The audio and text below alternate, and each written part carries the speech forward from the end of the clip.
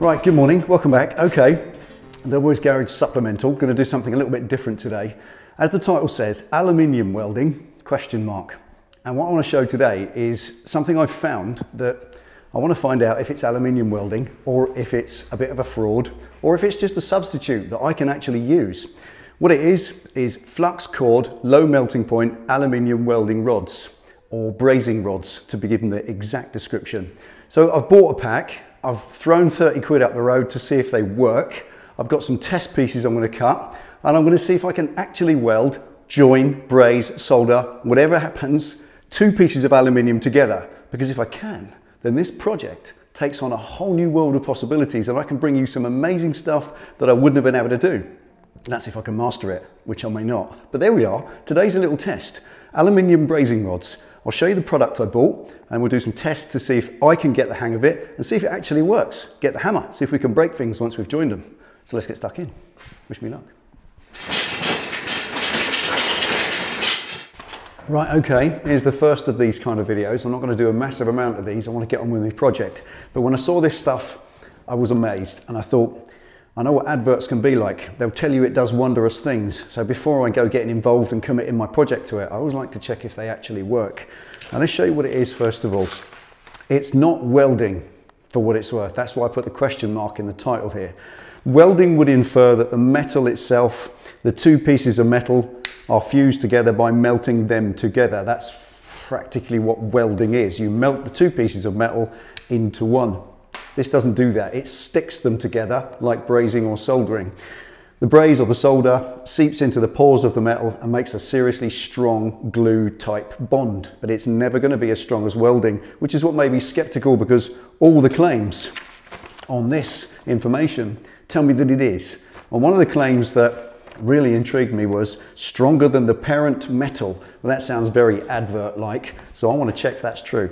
I'm going to do a few little tests here. I'm sure you might have seen this online. I'll show you what it actually is. It's called Durafix Easy Weld 3-in-1 rod, and it gives a full set of instructions, claims to be easy step by step. You brush in preparation, you heat up the piece, and then you flow this solder or aluminium welding rod in it. Now it's flux cored, which tells me that the flux lives within there. I don't need to put separate flux powder on it, so that makes it easier to use. A very low melting point, 730 degrees Fahrenheit working temperature, which means you heat up the job itself, not the rod, because that will melt straight away and roll off the surface. It sounds very much like soldering or brazing. So what I want to do is check it out for myself. I'm going to follow the instructions to the letter and then see afterwards by testing it, the good old-fashioned test with tools to see if I can break it, break apart the joints that they tell me should be stronger than the parent metal, and see, as long as I follow the instructions, whether actually it works. Right, first thing to try would just be a straightforward butt joint in a piece of very thin 1.5mm sheet. Mainly because that's what I am hoping to do with it. In my project, that bodywork that I'm rolling out, if I can join those pieces of aluminium together, oh my goodness, the possibilities are endless. So this is the one I'm really most excited to do. I'm going to put it in the vise. I'm going to use my little vise rather than the big vise, because when you're heating up a piece of metal that has to get to a certain temperature, if you put it in a big 5-stone vise, this stuff, especially aluminium, that acts as a fantastic heat sink, it just bleeds the heat straight into that fat piece of cast iron that is the vise. So if you use a small, thin vise, any heat that goes into it, it's not going to suck too much heat. It's not going to wick too much heat out of the piece. So it should be quicker to warm up the metal in a small vise. And I'm going to do as well, I'm going to use this old noggin of timber in between, hopefully not set fire to it, so that it holds them and only one side of the metal is touching the vise, in the hope that I'm insulating it a little bit. Now I should probably be using a piece of fire brick, but basic principles the same. Use something that prevents the heat that you're trying to put into the job from bleeding into its surrounding support items. That's when I've seen people doing this online, using big fat cast iron G-clamps and clamps on everything, and then heating it up in their demo videos and complaining it takes so long to heat up. Piece of aluminium, thin sheet, should heat up to 700 degrees in about 30 seconds. But they're taking 4 minutes to heat it up because they're heating their vise at the same time. So think about it. Anyway, let's get it bent into shape. Let's make a little test piece and try that butt joint because that's the most exciting one I want to do today.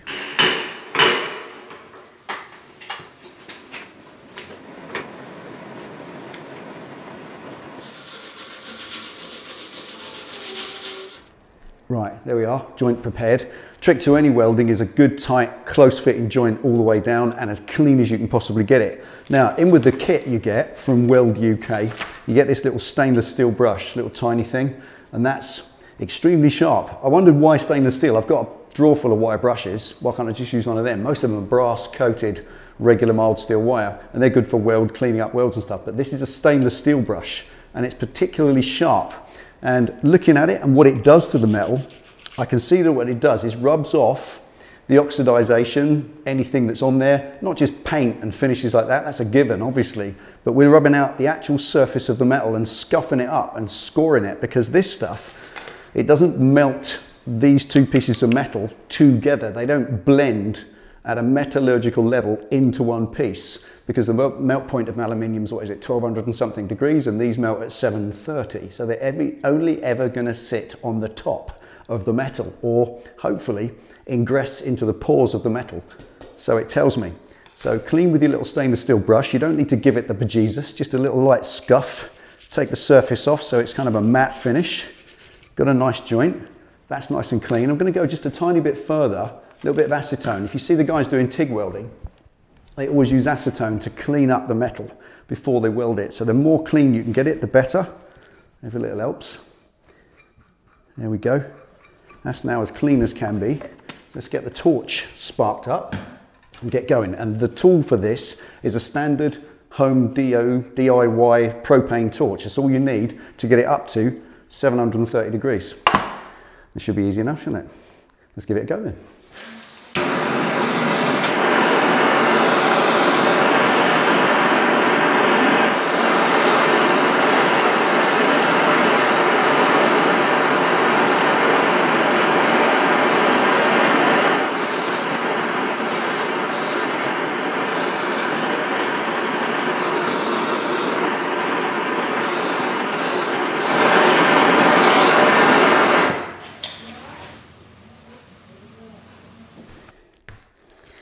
Okay, that's the first bit.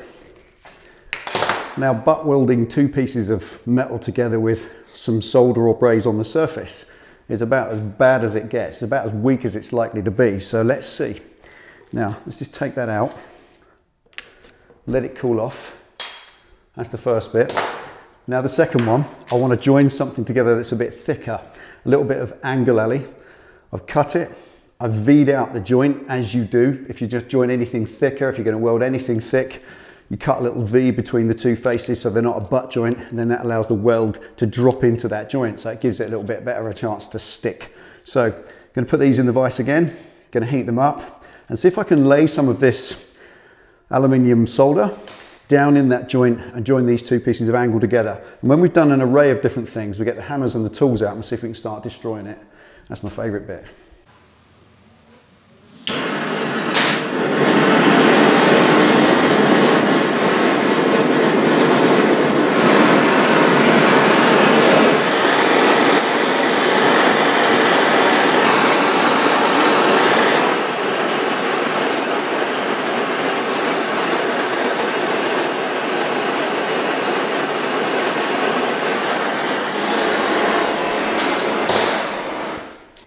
Right, the second piece. I think it says in the instructions, before I pull that out the vise, to let it cool. Yeah, let it cool down for at least a minute. So we'll give that a minute to cool off, take it out the vise, rig up the next little piece to join, because the next one's quite interesting. This is the one where you see them on the videos sealing up the bottom of a Coke can. They punch a hole in the bottom of a Coke can that's super thin. What is that? 30 gauge? And they just seal it up with this. Now I haven't got a Coke can to do that with, but I've got some aluminium with holes in. I'm going to drill a couple more holes in it, set that up, and then we'll see if we can fill holes in, because that has an amazing use for sealing things like splits in tanks. So let's set up the next one.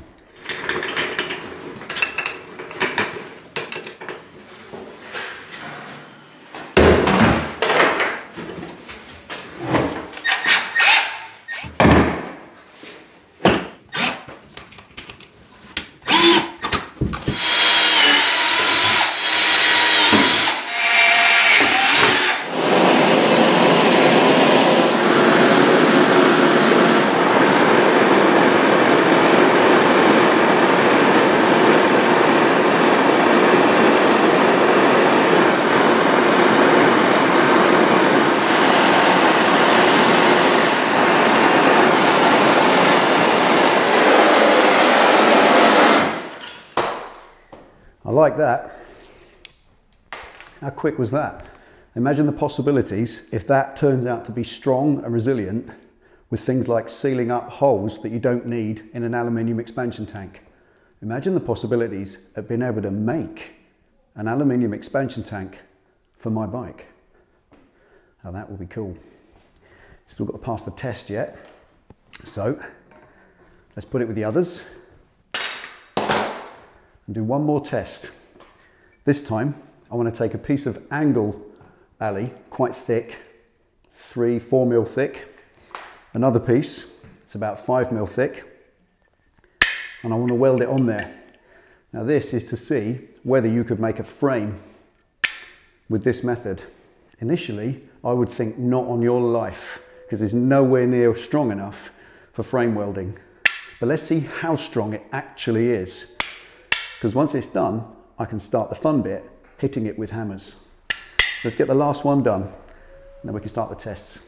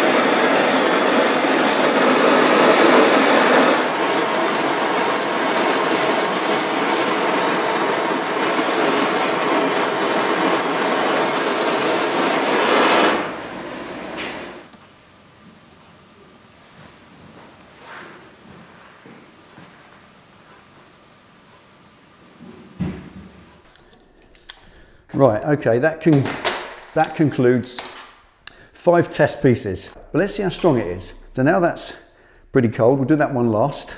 We'll start hitting these with tools and see how strong it actually is and if the claims add up.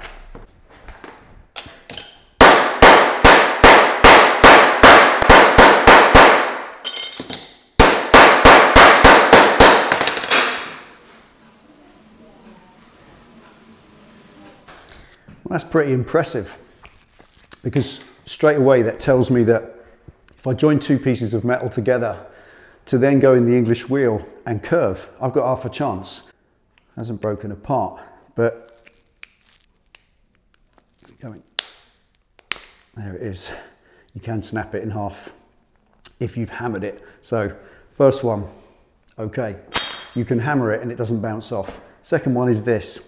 This is the little butt joint that I made first of all today. It's again, same sort of butt joint. I want to just simply bend that because it claims in the instructions that it's stronger than the parent metal. And in the videos you see online, you see someone with a pair of pliers bending a piece of diamond plate right over and the joint stays in one piece. Let's see if that actually happens now.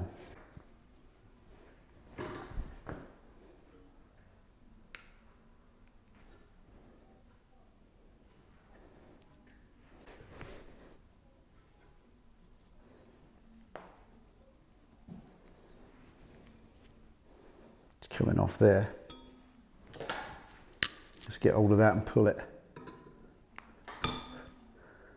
Okay. Well, it ain't going anywhere. You can see that this is work hardening and slowly getting weaker. It's definitely going to break. There it is. And that has broken, not quite on the join. That little bit stayed on there. Next test, this little piece of angle that I joined along the inside on a V groove. It penetrated right through at one point and dripped out the bottom, so can't say it ain't penetrated. So let's poke that in the vise, see how it gets on with a hammer, hitting it.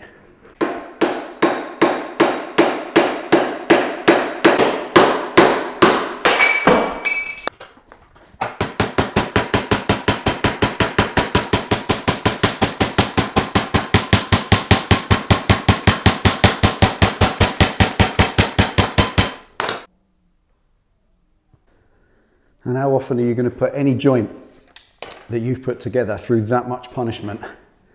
I'm quite impressed by that, actually. Quite impressed indeed. That's number 3. Now, number 4 is this. I've filled all these little holes with this stuff, this aluminium brazing rod. And the tests online, the other videos I watch, see people with centre punches going at it and trying to go through there and bending the metal around it. And I can obviously see it's filled them up.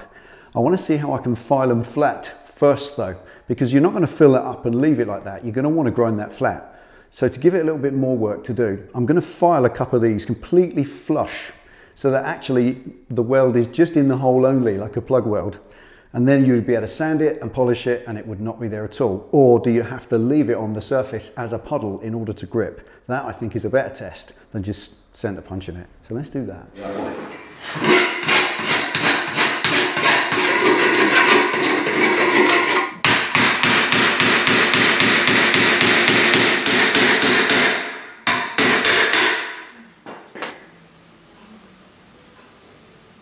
Right, okay.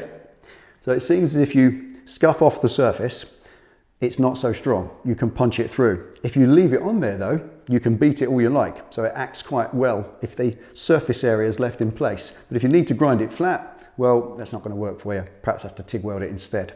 But it's great for filling little cracks in and splits and damages in bodywork. I have to stress at this point, I would never, ever, ever do a petrol tank with that method of sealing because it just isn't safe. I would definitely get a proper, proficient, experienced, qualified TIG welder to TIG weld a petrol tank properly. And even then, I'd still want it pressure tested afterwards to make sure it's safe. But if it's perhaps an expansion tank for your coolant, you could use it for that maybe. That's not a pressurized container normally, so if it isn't a pressurized one, like Hayabusa's not, it's just an overflow and it floods back in, there's no pressure in it. But it's still coolant, and if it leaks on the road, that's still dangerous. So ultimately, would you use it for any liquid container? I don't know, perhaps a coffee mug, but there we are. For sealing a little hole or a crack or a split in something where you need it to go across a gap, it does it, and it does it well, and it's strong-ish. Now, finally, this piece. Now I kind of like that, I'm quite happy with that. I was thinking it'd make a good coat hanger for my coat that keeps falling off the wall.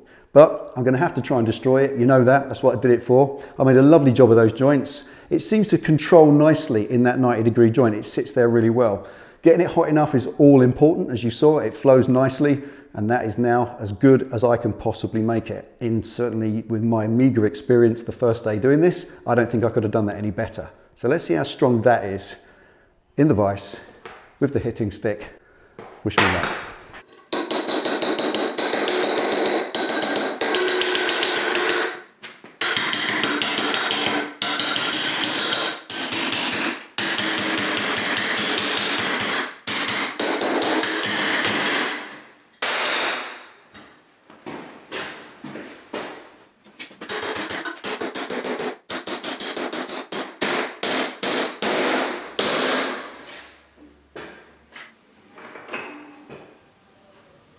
My word, and blimey. Now that is a 2-pound enforcer, and that was the kind of impact that would definitely pop a ball joint on a car. So that's impressive, seriously impressive.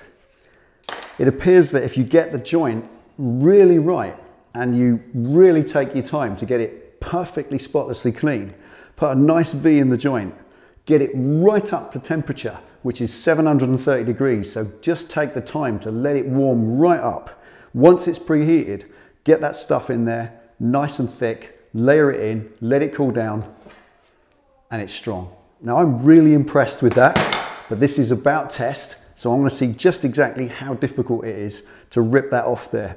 I'm quite sure my £2 friend can do it.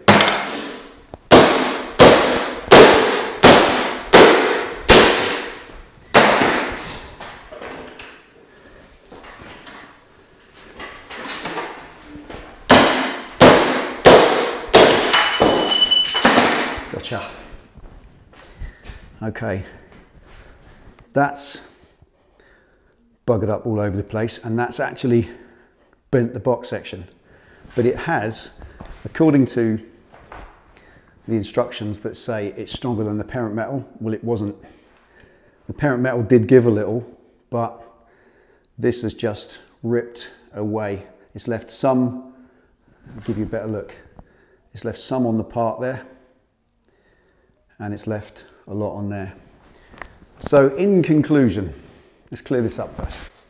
Okay, in conclusion, seriously impressed with these. Now I'm sure there are other makes. I got Durafix, which I think are in Spain, and the company Weld UK, well, it's obvious where they are, and that's what they produce, that product. Once again, you get the little stainless steel wire brush, essential. You can probably buy them everywhere, anywhere, all over, but wire brush, stainless, important. That comes with a kit, you can call it that. And these rods, I just want to stress again, they're advertised at that 45 centimeters long. That's one rod, and I paid £3 each for them, so it's 10 rods, 30 quid. You can get them a lot cheaper. Now I've seen them for sale from China for 3p each. Probably not these, I imagine, but who knows. I'm definitely going to use them. I love the whole concept of being able to join aluminium together that's non-critical, doesn't matter, won't hold fluids, and I can afford to do again, because there's a couple of faults with this, not faults. There's a couple of Achilles heels with this. One of them though isn't weakness. I was seriously impressed with that. As you saw, that took a baseball bat stance, about 9 hits with a £2 enforcer, and eventually I got it to shear. Now, that's why you could never use it on a motorcycle frame, because although the hammer and the baseball bat stance is possibly impressive, it's absolutely nothing compared to the impact and the forces placed upon a motorcycle frame. So please, please, please, never, ever, ever even consider using something like this to weld a motorcycle frame, even to weld a subframe. Because if you consider it, the forces playing on a motorcycle frame are colossal, even compared to that hammer swung by me. It makes no difference. It will just collapse and fall apart and you'll get hurt. So don't go using it on your bike frame. But for non-critical stuff, stuff like the bodywork, that is just going to be panels, side panels, tail panels, nose cone, front fairing, I can make it now in pieces. I can roll in the English wheel, the pieces of the front fairing. I want to make a kind of Rickman Matisse style nose cone. Maybe that's what's up here. What actually comes out of these will be different, but there you go. But I can make it in pieces and weld it together. What you can do with that, which I haven't done today, is you can overlap the weld. You could then drill the top one and you could plug weld in them to increase the joint. Also, if you flow that stuff between the two pieces, then stick it together, you get a massive surface area, so that's going to be good too. So there's all kinds of ways to do it. And it's rat rod, so if it looks a bit patched together in Frankenstein, then all the better. Anyway, today, that proven, happy days, really like it. I want to stress again, don't even consider using it on fuel tanks ever for any reason. That would be highly dangerous. Use a proper TIG welder who knows what they're doing, and that isn't me, and get them pressure tested afterwards. So that brings me to the last thing. I will take up aluminium welding. I will get a machine eventually. In the last 6 to 8 weeks since we started this move, it's been nothing but that. Money, money, money, out, out, out. We've just paid for everything, right down to everything you see here pretty much.